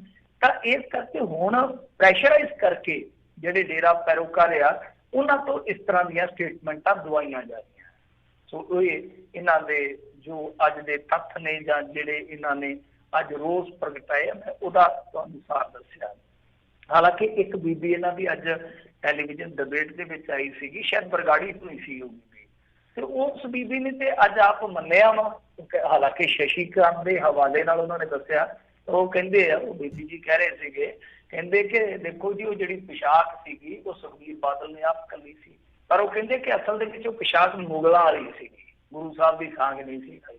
ਤਾਂ ਖੈਰ ਦੇਖੋ ਹੁਣ ਇਹ ਆ ਜੋ ਮਰਜ਼ੀ ਕਹੀ ਜਾਣ, ਹੁਣ ਤੇ ਇਹ ਕਹਿੰਦੇ ਆ ਕਿ ਅਸੀਂ ਸਾਰੇ ਧਰਮਾਂ ਦਾ ਸਤਿਕਾਰ ਕਰਦੇ ਆ, ਸਭ ਕੁਝ ਕਰਦੇ ਆ, ਪਰ ਗੱਲ ਇਹ ਆ ਕਿ ਸਾਂਗ ਵਾਲਾ ਜਿਹੜਾ ਮਸਲਾ ਵਿਗੜਿਆ ਸੀਗਾ, ਤੁਸੀਂ ਉਦੋਂ ਚੀਜ਼ਾਂ ਨੂੰ ਠੀਕ ਕਿਉਂ ਨਹੀਂ ਕੀਤਾ? ਹੁਣ ਤੁਸੀਂ ਕਹਿੰਦੇ ਕਿ ਮੁਗਲਾਂ ਦੀ ਰੀਤ ਸੀਗੀ, ਮੁਗਲਾਂ ਦੀ ਸਾਂਗ ਸੀਗੀ, ਤੇ ਉਦੋਂ ਤੁਸੀਂ ਕਿਉਂ ਨਹੀਂ ਕਿਹਾ? ਉਦੋਂ ਤੇ ਅੜਦੇ ਰਹੇ ਤੁਸੀਂ। ਇਹ ਸਾਰੀਆਂ ਚੀਜ਼ਾਂ ਕੋਰਟ ਕਚਹਿਰੀ ਤੱਕ ਗਈਆਂ, ਕਿਸੇ ਨੇ ਮਾਫੀ ਨਹੀਂ ਮੰਗੀ, ਪਰ ਜਦੋਂ ਮਾਫੀ ਮੰਗੀ ਤਾਂ ਉਦੋਂ ਬਹੁਤ ਜ਼ਿਆਦਾ ਲੇਟ ਹੋ ਚੁੱਕੇ ਸੀਗੇ, ਬਹੁਤ ਸਮਾਂ ਹੋ ਚੁੱਕਿਆ ਸੀ ਉਦੋਂ ਤੱਕ, ਤੇ ਬਹੁਤ ਜ਼ਿਆਦਾ ਪਾਟਕ ਪੈ ਚੁੱਕਾ ਸੀਗਾ ਸਿੱਖਾਂ ਤੇ ਪ੍ਰੇਮੀਆਂ ਦੇ ਦਰਮਿਆਨ। ਦੂਜੀ ਗੱਲ ਇਹ ਆ, ਹੁਣ ਇਹ ਕਹਿੰਦੇ ਆ ਕਿ ਦੇਖੋ ਜੀ ਅਸੀਂ ਤੇ ਬੜੇ ਸ਼ਾਂਤੀ ਪਸੰਦ ਆ। ਜਿਸ ਵੇਲੇ 2007 ਚ ਮੁਕੱਦਮਾ ਹੋਇਆ ਸਾਡੇ ਇਲਾਕੇ ਦੇ ਵਿੱਚ ਬਠਿੰਡੇ ਚ, ਅੱਜ ਵੀ ਉਹ ਚੀਜ਼ਾਂ ਤੁਹਾਨੂੰ ਉੱਥੇ ਲੋਕ ਦੱਸ ਦੇਣਗੇ ਜੋ ਪ੍ਰੇਮੀਆਂ ਨੇ ਕੀਤੀਆਂ, ਜੋ ਉੱਥੇ ਸੈਕਟਰੀਏਟ ਦੇ ਵਿੱਚ ਭੰਨਤੋੜ ਹੋਈ, ਰਾਜਸਥਾਨ ਦੇ ਵਿੱਚ ਹੋਈ ਉਸ ਦਿਨ, ਔਰ ਮੇਰੇ ਖਿਆਲ ਦੇ ਨਾਲ ਕੁਛ ਡੈਥ ਸੀਗੀਆਂ, ਕੁਛ ਇੰਜਰਡ ਲੋਕ ਸੀਗੇ। ਉਸ ਦਿਨ ਬਹੁਤ ਕੁਛ ਹੋਇਆ, ਅੱਜ ਵੀ ਰਿਕਾਰਡ ਤੇ ਪਿਆ ਵਾ, ਬਹੁਤ ਕੁਛ ਹੋਇਆ। ਉਸ ਤੋਂ ਬਾਅਦ ਕਿੰਨਾ ਕੁਛ ਹੋਇਆ, ਹੁਣ ਜੋ ਮਰਜ਼ੀ ਕਰੀ ਚੱਲੋ, ਪਰ ਤੁਹਾਡਾ ਵਿਗਾੜ ਹੈ, ਤੁਹਾਡਾ ਵਿਗਾੜ ਹੈ ਕਿਤੇ ਨਾ ਕਿਤੇ।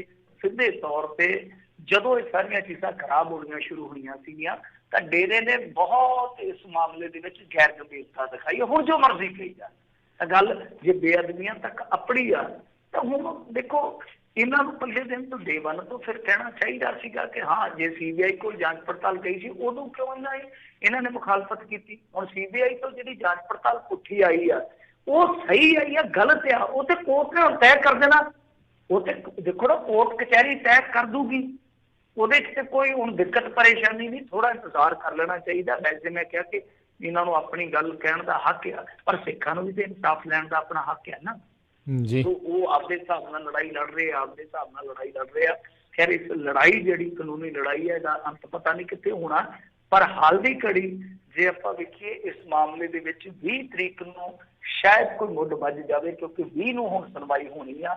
ਉਹਦੇ ਵਿੱਚ ਪਤਾ ਲੱਗੂਗਾ ਕਿ ਜਾਂਚ ਪੜਤਾਲ ਕਿਹਦੇ ਕੋਲ ਜਾਣੀ ਆ, ਜਾਂਚ ਪੜਤਾਲ ਕੌਣ ਕਰਦਾ ਰਹੂਗਾ, CBI ਦਾ ਪੱਖ ਕਿੰਨਾ ਕੁ ਮਜ਼ਬੂਤ ਹੈ। ਵੈਸੇ CBI ਜਿਹੜੀ ਆ ਬਹੁਤ ਕੁਛ ਕਰ ਚੁੱਕੀ ਆ, ਉਹਦੇ ਕੋਲ ਹੁਣ ਮੈਨੂੰ ਲੱਗਦਾ ਲੂਜ਼ ਕਰਨ ਲਈ ਕੁਛ ਨਹੀਂ ਬਚਣਾ। ਉਹ ਕੇਸ ਇਹਨਾਂ ਨੂੰ ਪੁੱਠਾ ਦੇਣਾ ਹੀ ਪਊਗਾ। ਤੇ ਚਲੋ ਇਹਨਾਂ ਨੇ ਆਪਣਾ ਪੱਖ ਰੱਖ ਲਿਆ, ਪਰ ਗੱਲ ਇਹ ਆ ਕਿ ਸਾਰਾ ਕੁਛ ਤੁਸੀਂ ਠੀਕ ਆ, ਤੁਹਾਡੀ ਨਜ਼ਰ 'ਚ ਠੀਕ ਹੋ ਸਕਦਾ, ਪਰ ਜਦੋਂ ਤੁਸੀਂ ਸਿਆਸਤ ਦੇ ਵਿੱਚ ਸਿੱਧਾ ਸਮਰਥਨ ਤੱਕ ਕਰਦੇ ਹੋ, ਜਦ ਤੁਸੀਂ ਭੰਨਤੋੜ ਕਰਦੇ ਹੋ, ਮੋਗੇ ਦੇ ਵਿੱਚ ਕਥਿਤ ਤੌਰ ਤੇ ਪ੍ਰੇਮੀ ਸ਼ਾਮਲ ਸੀਗੇ, ਉਹਨਾਂ ਨੂੰ ਉਸੇ ਕੇਸ ਦੇ ਵਿੱਚ ਹੀ ਅਰੈਸਟ ਕੀਤਾ ਗਿਆ ਸੀ। ਬਠਿੰਡੇ ਦੇ ਵਿੱਚ ਕਿੰਨੇ ਬੰਦੇ ਮਰੇ ਆ, ਕਿੰਨੇ ਪ੍ਰੇਮੀਆਂ ਤੇ ਉਸ ਟਾਈਮ ਕੇਸ ਬਣੇ। ਅੱਜ ਤੁਹਾਨੂੰ ਇਹ ਚੇਤਾ ਆ ਗਿਆ ਕਿ ਸਾਨੂੰ ਹਰਾਸ ਕੀਤਾ ਜਾ ਰਿਹਾ। ਤੁਹਾਨੂੰ ਉਸ ਦਿਨ ਤੁਹਾਡੇ ਪਿਤਾ ਜੀ ਨੇ ਨਹੀਂ ਸਿਧਾਂਤ ਸਿਖਾਇਆ ਸੀਗਾ, ਜਿਸ ਦਿਨ ਚੱਕ ਕੇ ਇੱਕ ਕਲਾਕਾਰ ਨੂੰ ਮਿਮਿਕਰੀ ਕਰਨ ਦੇ ਦੋਸ਼ ਦੇ ਹੇਠ ਤੁਸੀਂ ਚੱਕ ਕੇ ਬੰਦ ਕਰਾਤਾ ਸੀਗਾ। ਇੱਥੇ ਵਿਚਾਰੇ ਕੋਈ ਮਾੜੀ ਮੋਟੀ ਪੋਸਟ ਸ਼ੇਅਰ ਕਰ ਦਿੰਦੇ ਸੀ ਤੇ ਤੁਸੀਂ ਚੱਕ ਕੇ 295 ਦਾ ਮੁਕੱਦਮਾ ਪਵਾ ਦਿੰਦੇ ਹੋ, ਕਿਉਂਕਿ ਅਕਾਲੀ ਸਰਕਾਰ ਸੀ ਉਸ ਵੇਲੇ। ਕਿੰਨੇ ਮੁੰਡਿਆਂ ਤੇ ਮੁਕੱਦਮੇ ਪਵਾਏ, ਤਾਂ ਉਹ ਵੀ ਤਾਂ ਹਰਾਸ ਹੀ ਹੋ ਰਹੇ ਸੀਗੇ ਨਾ। ਕਿਸੇ ਨੇ ਪੋਸਟ ਪਾਤੀ, ਤੁਸੀਂ ਚੱਲ 295 ਦਾ ਪਰਚਾ, ਤਾਂ ਹਰਾਸਮੈਂਟ ਤਾਂ ਫਿਰ ਬਰਾਬਰ ਹੀ ਹੈ ਨਾ, ਸਾਰਿਆਂ ਨੂੰ ਬਰਾਬਰ ਹੀ ਹੁੰਦੀ ਆ। ਮਾੜੀ ਗੱਲ ਆ। ਮੈਂ ਕਹਿੰਦਾ ਕਿ ਇਨਸਾਫ ਹੋਣਾ ਚਾਹੀਦਾ, ਜੋ ਵੀ ਦੋਸ਼ੀ ਆ। ਇਹ ਨਹੀਂ ਕਹਿੰਦੇ ਕਿ ਇਹ ਦੋਸ਼ੀ ਆ, ਪਰ ਰੌਲਾ ਆ ਕਿ ਜਦ ਇਸ ਤਰ੍ਹਾਂ ਦੀ ਹਰਾਸਮੈਂਟ ਦੂਜਿਆਂ ਦੇ ਧੀਆਂ ਪੁੱਤਰਾਂ ਨੂੰ ਹੁੰਦੀ ਆ, ਉਸ ਵੇਲੇ ਵੀ ਤੁਹਾਡੇ ਦਿਲ ਨੂੰ ਕੁਛ ਹੋਣਾ ਚਾਹੀਦਾ ਨਾ। ਜੇ ਤੁਸੀਂ ਕਹਿੰਦੇ ਹੋ ਕਿ ਅਸੀਂ ਬਹੁਤ ਨਿਰਪੱਖ ਤਰੀਕੇ ਦੇ ਨਾਲ ਦੁਨੀਆ ਨੂੰ ਦੇਖਦੇ ਹਾਂ, ਅਸੀਂ ਸਭ ਧਰਮਾਂ ਦਾ ਸਨਮਾਨ ਕਰਦੇ ਹਾਂ, ਵਧੀਆ ਗੱਲ ਆ, ਤੁਹਾਡੇ ਸਿਧਾਂਤ ਠੀਕ ਆ ਹੋਣਗੇ, ਪਰ ਇਹ ਉਦੋਂ ਚੁੱਪ ਵੱਟਣੀ ਤੇ ਆਮ ਤੌਰ ਤੇ ਤੁਹਾਡੇ ਪੰਜਾਬੀ ਪ੍ਰੇਮੀਆਂ ਵੱਲੋਂ ਸ਼ਿਕਾਇਤਾਂ ਦਰਜ ਕਰਵਾਉਣੀਆਂ, ਉਹ ਵੀ ਇੱਕ ਹਰਾਸਮੈਂਟ ਸੀਗੀ ਉਸ ਟਾਈਮ। ਜੀ ਜੀ ਜੀ। ਤੇ ਮਿੰਟੂ ਜੀ, ਅਗਲੀ ਜਿਹੜੀ ਗੱਲ ਕਰੀਏ, ਕਹਿੰਦੇ ਅਨਮੋਲ ਗਗਨ ਮਾਨ ਆਮ ਆਦਮੀ ਪਾਰਟੀ 'ਚ ਹੋਈ ਹੈ ਸ਼ਾਮਲ, ਭਗਵੰਤ ਮਾਨ ਦਾ ਕਹਿੰਦੇ ਦੇਵੇਗੀ ਸਾਥ। ਇੱਕ ਹੋਰ ਕਲਾਕਾਰ ਜੁੜ ਗਿਆ ਜੀ ਇਹਨਾਂ ਨਾਲ। ਹਾਂਜੀ ਹਾਂਜੀ, ਕਲਾਕਾਰ ਰਾਜਨੀਤੀ ਚ ਆਉਂਦੇ ਰਹਿੰਦੇ ਆ, ਜਾਂਦੇ ਰਹਿੰਦੇ ਆ, ਕੁਛ ਦਾ ਮਨ ਖੱਟਾ ਹੋ ਜਾਂਦਾ ਹੈ, ਕੁਛ ਦਾ ਮੂੰਹ ਮਿੱਠਾ ਹੋ ਜਾਂਦਾ ਹੈ, ਮੁਹੰਮਦ ਸਦੀਕ ਕਰਕੇ ਹਾਰ ਜਾਂਦੇ ਵਿਧਾਨ ਸਭਾ ਦਾ ਇਲੈਕਸ਼ਨ ਵੀ, ਇੱਕ ਵੇਲੇ ਫਿਰ ਲੋਕ ਸਭਾ ਦਾ ਜਿੱਤ ਜਾਂਦੇ ਆ। ਹਰਭਜਨ ਮਾਨ ਜੀ ਆਏ ਸੀਗੇ, ਗੁਰਪ੍ਰੀਤ ਘੁੱਗੀ, ਕੋਈ ਕਲਾਕਾਰ ਗਾਂਹ ਲੰਘ ਜਾਂਦਾ, ਕੋਈ ਪਿਛਾਂ ਚ ਮੁੜ ਜਾਂਦਾ ਕਿ ਯਾਰ ਛੱਡ ਖੜਾ। ਸੋ ਇਹ ਬੀਬੀ ਜਿਹੜੀ ਆ ਅਨਮੋਲ ਗਗਨ ਮਾਨ ਇਹ ਆ ਗਈ ਆ। ਵੈਸੇ ਇਹ ਅੱਗੇ ਵੀ ਬੋਲਦੀ ਰਹਿੰਦੀ ਆ ਸਟੇਜਾਂ ਤੋਂ, ਤੁਹਾਨੂੰ ਪਤਾ ਹੀ ਆ, ਕਾਫੀ ਤਿੱਖੀ ਇਹਦੀ ਸੋਹਰੇ ਆ ਬੀਬੀ ਦੀ। ਹੁਣ ਇਸ ਮਾਮਲੇ ਦੇ ਵਿੱਚ ਦੇਖੋ ਆਪਾਂ ਤੇ ਕੀ ਕਹਿ ਸਕਦੇ ਹਾਂ, ਆਮ ਆਦਮੀ ਪਾਰਟੀ ਵਾਲੇ ਜਿਹਨੂੰ ਮਰਜ਼ੀ ਦੇ ਹੋਣ। ਪਹਿਲੀ ਤੇ ਗੱਲ ਇਹ ਆ ਕਿ ਅੱਜ ਹੀ ਪੋਸਟਾਂ ਬਣ ਗਈਆਂ। ਦੇਖੋ ਸਾਡੀ ਮਾਨਸਿਕਤਾ ਕਿਸ ਤਰ੍ਹਾਂ ਦੀ ਆ, ਸਾਡੀ ਮਾਨਸਿਕਤਾ ਇਸ ਤਰ੍ਹਾਂ ਦੀ ਆ, ਹੁਣ ਪਤਾ ਨਹੀਂ ਕਿਹੜੇ ਆ। ਉਹ ਇੱਕ ਤੇ ਨਵਜੋਤ ਲੰਬੀ ਹੈ ਕੁੜੀ, ਇੱਥੋਂ ਦੀ ਸਾਡੇ ਲਾਗੇ ਪਿੰਡ ਆ, ਜੀ ਤੇ ਉਹਦੀ ਕੋਈ ਆਈਡੀ ਬਣਾ ਕੇ, ਪਤਾ ਨਹੀਂ ਉਹਦਾ ਕੋਈ ਪੇਜ ਉਸੇ ਤਰ੍ਹਾਂ ਦਾ ਬਣਾ ਕੇ ਉਹਦੇ ਤੋਂ ਪੋਸਟ ਪਾਈ ਗਈ ਜਿਹੜੀ ਕਿ ਫੇਕ ਸੀਗੀ, ਤੇ ਬੜੀ ਮੈਂ ਕਹਾਂ ਭੱਦੀ ਪੋਸਟ ਸੀਗੀ ਅਨਮੋਲ ਗਗਨ ਮਾਨ ਦੇ ਉਲਟ। ਔਰ ਉਸ ਤੋਂ ਬਾਅਦ ਕੁਝ ਲੋਕਾਂ ਨੇ ਹੋਰ ਵੀ ਇਸ ਤਰ੍ਹਾਂ ਦਾ ਕੰਮ ਕੀਤਾ। ਤਾਂ ਇਹ ਚੀਜ਼ ਜਿਹੜੀ ਆ ਦੇਖੋ ਕਿ ਜੇ ਕੋਈ ਤੁਹਾਡੇ ਮਨਪਸੰਦੀਦਾ ਦਲ 'ਚ ਨਹੀਂ ਆ ਰਿਹਾ, ਪਾਰਟੀ 'ਚ ਨਹੀਂ ਆ ਰਿਹਾ, ਤੇ ਤਾਂ ਵੀ ਉਹਨੂੰ ਟਾਰਗੇਟ ਕੀਤਾ ਜਾ ਰਿਹਾ ਹੈ। ਔਰ ਜਦੋਂ ਮੰਨ ਲਓ ਕੋਈ ਉਸ ਦਲ 'ਚੋਂ, ਜਿਸ ਦਲ 'ਚ ਉਹ ਕੋਈ ਜਾਂਦਾ ਹੈ, ਖਾਸ ਤੌਰ ਤੇ ਬੀਬੀ ਹੈ ਜੇ ਕੋਈ, ਜਦੋਂ ਉਹ ਛੱਡਦਾ ਉਹਨੂੰ, ਤਾਂ ਫਿਰ ਜਿੰਨਾ 'ਚ ਪਹਿਲਾਂ ਗਿਆ ਹੁੰਦਾ ਉਦੋਂ ਉਹ ਪੋਸਟਾਂ ਪਾ ਕੇ ਪਰੇਸ਼ਾਨ ਕਰਦੇ। ਇਹ ਸਾਡੀ ਜਿਹੜੀ ਹੈ ਨਾ ਮਾਨਸਿਕਤਾ ਦੀ ਬਣ ਗਈ, ਉਹ ਬੜੀ ਅਜੀਬੋ-ਗਰੀਬ ਜੀ ਲੱਗ ਰਹੀ ਹੈ ਕਿ ਅੱਜ ਹੀ ਦੇਖ ਲਓ ਕਿ ਕਿੰਨਾ ਟਾਰਗੇਟ ਕੀਤਾ ਗਿਆ। ਸੋ ਇਹ ਚੀਜ਼ਾਂ ਨਹੀਂ ਹੋਣੀਆਂ ਚਾਹੀਦੀਆਂ। ਮੈਂ ਕਹਿੰਦਾ ਕਿ ਯਾਰ ਕੋਈ ਵੀ ਆਵੇ, ਕੋਈ ਵੀ ਆਵੇ। ਆ ਪਿੱਛੇ ਜੇ ਪਤਾ ਨਹੀਂ ਕਿਹੜੇ ਮੁਲਕ ਦਾ ਜਿਹੜਾ ਬਣਿਆ ਸੀਗਾ ਰਾਸ਼ਟਰਪਤੀ, ਉਹ ਇੱਕ ਕਮੇਡੀਅਨ ਸੀਗਾ, ਇੱਕ ਕਮੇਡੀਅਨ ਰਾਸ਼ਟਰਪਤੀ ਬਣਿਆ।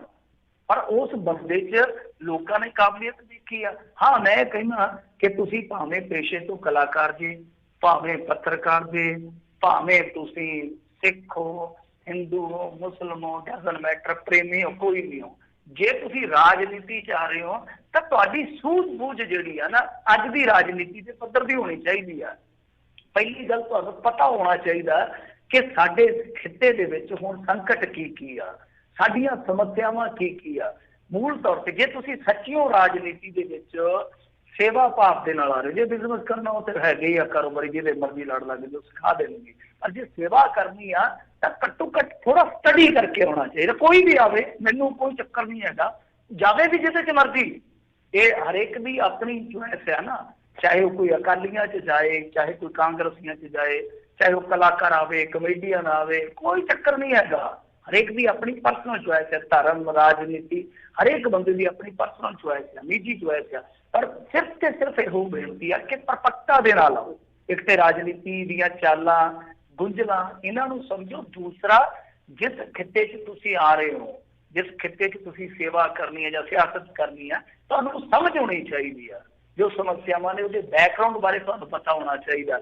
ਜੋ ਸਮੱਸਿਆਵਾਂ ਨੇ ਉਹਨਾਂ ਦੀਆਂ ਜਟਿਲਤਾਵਾਂ ਤੁਹਾਨੂੰ ਸਮਝਣ ਦੇ ਵਿੱਚ ਇੱਕ ਤੇ ਸਮੱਸਿਆ ਨਾ ਆਵੇ, ਔਰ ਉਹਨਾਂ ਦੇ ਹੱਲ ਵੀ ਤੁਸੀਂ ਤਿਆਰ ਕਰੋ ਕਿ ਹਾਂ ਭਈ ਆਹ ਹੱਲ ਹੋ ਸਕਦੇ ਆ, ਤਦ ਹੀ ਗੱਲ ਬਣੇਗੀ। ਉਤਰਾ ਰਾਜਨੀਤੀ 'ਚ ਆਈ ਜਾਓ, ਉਹ ਤੁਹਾਡਾ ਨਿੱਜੀ ਮੁੱਦਾ। ਪਰ ਜੇ ਪੰਜਾਬ ਲਈ ਵਾਕਿਆ ਕੁਝ ਕਰਨਾ, ਆਓ ਜ਼ਰੂਰ, ਭਾਵੇਂ ਸਟੂਡੈਂਟ ਵੀ ਆ ਜਾਣ, ਕੋਈ ਫਰਕ ਨਹੀਂ, ਵਧੀਆ ਗੱਲ ਹੈ। ਯੰਗ ਮੁੰਡੇ ਕੁੜੀਆਂ ਆ ਰਹੇ ਆ, ਪਰ ਆਉਣ, ਮੈਂ ਕਹਿੰਦਾ ਪੂਰੀ ਤਿਆਰੀ ਦੇ ਨਾਲ, ਛੱਡ ਕੇ। ਜੀ ਜੀ। ਅਗਲੀ ਜਿਹੜੀ ਮਿੰਟੂ ਜੀ ਗੱਲ ਕਰੀਏ, ਕਹਿੰਦੇ ਰਾਜ ਸਰਕਾਰ ਦੇ ਦਫ਼ਤਰਾਂ, ਅਦਾਰਿਆਂ ਦੇ ਬੋਰਡ ਗੁਰਮੁਖੀ ਲਿਪੀ ਵਿੱਚ ਨਾਂ ਲਿਖਣ ਵਾਲਿਆਂ ਖਿਲਾਫ ਕਾਰਵਾਈ ਕੀਤੀ ਜਾਵੇਗੀ। ਰੁਪਿੰਦਰ ਬਾਜਵਾ ਦਾ ਬਿਆਨ। ਤੇ ਦੇਖੋ, ਜਿਹੜੇ ਚੀਫ ਮਿਨਿਸਟਰ ਆਪਦੀ ਪ੍ਰੈਸ ਕਾਨਫਰੰਸ ਪੰਜਾਬੀ ਬੋਲਦੇ ਹੀ ਨਹੀਂ ਹੈ, ਕੁਝ ਉਹਨਾਂ ਤੇ ਵੀ ਕੋਈ 150 ਦਾ ਜੁਰਮਾਨਾ ਰੱਖ ਲਓ। ਉਹ ਘੱਟੋ ਘੱਟ ਪੰਜਾਬ ਦੇ ਲੋਕਾਂ ਨਾਲ ਗੱਲ ਕਰਦੇ ਆ, ਉਹਨਾਂ ਨੂੰ ਸੰਬੋਧਿਤ ਹੁੰਦਿਆਂ ਤੇ ਪੰਜਾਬੀ 'ਚ ਗੱਲ ਕਰ ਲਿਆ ਕਰਨ। ਖੈਰ, ਇਹ ਦੇਖੋ, ਮੈਂ ਤੇ ਜੋ ਜੰਮਿਆ ਵਾ, ਇਸ ਤਰ੍ਹਾਂ ਦੇ 5-7 ਪ੍ਰੈਸ ਨੂੰ ਨੋਟ ਆ ਨਾ ਜਿਹੜੇ ਉਹ ਦੇਖਦੇ ਬੁੱਢਾ ਹੋ ਚੱਲਿਆ। ਇੱਕ ਤੇ ਹੜ੍ਹਾਂ ਦੀਆਂ ਤਿਆਰੀਆਂ, ਇੱਕ ਹੁੰਦੀ ਆ ਅੱਜ ਤਰ੍ਹਾਂ ਕਿ ਮਾਂ ਬੋਲੀ ਪੰਜਾਬੀ ਦੇ ਹੱਕ ਦੇ ਵਿੱਚ ਫਲਾਣਾ ਨਿਤਰਿਆ, ਅਸੀਂ ਆਹ ਕਰਾਂਗੇ, ਜੁਰਮਾਨੇ ਤੇ ਬੱਚਿਆਂ ਨੂੰ ਲੱਗਦੇ ਆ।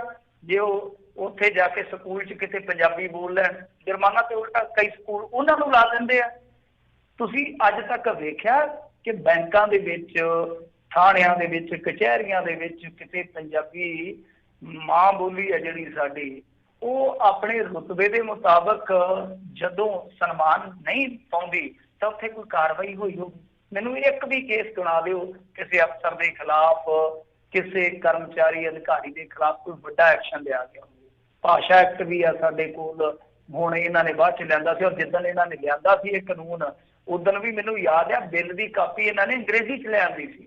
ਉਦੋਂ ਬੜਾ ਹਾਸਾ ਠੱਠਾ ਵੀ ਹੋਇਆ ਸੀ। ਕਮਾਲ ਦੀ ਗੱਲ ਆ ਕਿ ਤੁਸੀਂ ਅੱਜ ਤੇ ਪੰਜਾਬੀ ਲਿਖ ਲੈਂਦੇ। ਔਰ ਦੂਜੀ ਗੱਲ ਆ ਕਿ ਅਸੈਂਬਲੀ ਦੇ ਵਿੱਚ, ਅਦਾਲਤਾਂ ਦੇ ਵਿੱਚ ਜ਼ਰੂਰਤ ਇਸ ਗੱਲ ਦੀ ਆ ਕਿ ਠੀਕ ਆ ਅੰਗਰੇਜ਼ੀ ਭਾਸ਼ਾ ਵੀ ਹੋਣੀ ਚਾਹੀਦੀ, ਹਿੰਦੀ ਵੀ ਹੋਣੀ ਚਾਹੀਦੀ ਹੈ, ਸੰਪਰਕ ਭਾਸ਼ਾ ਕੋਈ ਵੀ ਰਵੇ, ਕੋਈ ਚੱਕਰ ਨਹੀਂ। ਉੱਥੇ ਵੀ ਤੁਸੀਂ ਦਿਓ ਥਾਂ, ਉਹਨੂੰ ਬਣਦਾ ਸਨਮਾਨ ਹੈ ਜਿਹੜਾ ਬਹੁਤ ਚੰਗੀ ਗੱਲ ਆ। ਪਰ ਇਹ ਜਿਹੜੇ ਪ੍ਰੈਸ ਨੋਟ ਹੁੰਦੇ ਆ ਕਿ ਹੁਣ ਸਕੰਜਾ ਕੱਸਾਂਗੇ, ਜਿੰਨੇ ਵੀ ਅਦਾਰੇ ਆ, ਬੋਰਡ ਆ, ਨਿਗਮ ਆ, ਵਿਦਿਅਕ ਸੰਸਥਾਨ ਆ, ਉਹ ਸਾਰੇ ਸੜਕਾਂ ਦੇ ਨਾਮ ਪੱਟੀਆਂ, ਮੀਲ ਪੱਤਰ, ਸਾਈਨ ਬੋਰਡ, ਉਹ ਸਾਰੇ ਪਹਿਲਾਂ ਉਤਲੇ ਪਾਸੇ ਮਤਲਬ ਕਿ ਪੰਜਾਬੀ ਲਿਖਣਗੇ, ਫਿਰ ਥੱਲੇ ਅੰਗਰੇਜ਼ੀ, ਹਿੰਦੀ ਕੁਛ ਵੀ ਹੋਏਗਾ। ਜਿਹੜਾ ਨਹੀਂ ਕਰੂਗਾ ਉਹਦੇ ਤੇ ਕਾਰਵਾਈ ਹੋਊਗੀ। ਠੀਕ ਹੈ, ਤੁਹਾਡੀ ਮਨਸ਼ਾ ਠੀਕ ਹੈ ਭਾਜੀ, ਮੁਬਾਰਕ ਹੈ ਤੁਹਾਨੂੰ। ਪਰ ਰੌਲਾ ਇਹ ਆ ਕਿ ਜਿਹੜਾ ਨਹੀਂ ਕਰੇਗਾ, ਕੁਤਾਹੀ ਨਹੀਂ ਕਰੇਗਾ, ਤਾਂ ਉਹ ਤਾਂ ਠੀਕ ਆ, ਦਿੰਦਾ ਸਨਮਾਨ। ਤੇ ਜਿਹੜਾ ਕੁਤਾਹੀ ਕਰੇਗਾ ਉਹਨੂੰ ਤੁਸੀਂ ਕੀ ਕਰੋਗੇ ਜੇ ਤੁਹਾਡਾ ਆਪਣਾ ਅਧਿਕਾਰੀ ਹੋਊਗਾ। ਸੋ ਜ਼ਰੂਰਤ ਇਸ ਗੱਲ ਦੀ ਆ ਕਿ ਜੇ ਇੱਦਾਂ ਦਾ ਕੋਈ ਕਾਨੂੰਨ ਲਿਆਂਦਾ, ਜੇ ਕੋਈ ਇੱਛਾ ਸ਼ਕਤੀ ਹੈਗੀ ਆ, ਉਹਨੂੰ ਅਮਲ 'ਚ ਵੀ ਦ੍ਰਿੜਤਾ ਦੇ ਨਾਲ ਲੈ ਕੇ ਆਓ। ਜੀ ਜੀ ਜੀ। ਤੇ ਮਿੰਟੂ ਜੀ, ਬਹੁਤ ਬਹੁਤ ਤੁਹਾਡਾ ਧੰਨਵਾਦ ਕਰਦੇ ਹਾਂ, ਤੁਸੀਂ ਸਾਡੇ ਨਾਲ ਜੁੜੇ, ਇਹਨਾਂ ਖਬਰਾਂ ਬਾਰੇ ਤੁਸੀਂ ਜਾਣਕਾਰੀ ਦਿੱਤੀਆਂ। ਅਗਲੀ ਵਾਰ ਤੱਕ ਲਈ ਬੜੀ ਮਿਹਰਬਾਨੀ। ਪਿਆਰ ਭਰੀ ਸਤਿ ਸ੍ਰੀ ਅਕਾਲ ਜੀ। ਸਤਿ ਸ੍ਰੀ ਅਕਾਲ ਜੀ। ਤੇ ਸਰੋਤਿਓ, ਇੱਥੇ ਸਾਡਾ ਅੱਜ ਦਾ ਪ੍ਰੋਗਰਾਮ ਸਮਾਪਤ ਹੈ। ਮਿਲਦੇ ਹਾਂ ਅਗਲੀ ਵਾਰ ਤੱਕ ਲਈ। ਮੇਰੇ ਵੱਲੋਂ ਵੀ ਤੁਹਾਨੂੰ ਸਭ ਨੂੰ ਪਿਆਰ, ਸਤਿਕਾਰ, ਸਤਿ ਸ੍ਰੀ ਅਕਾਲ। ਸੁਣਦੇ ਰਹੋ ਪੰਜਾਬੀ ਰੇਡੀਓ USA।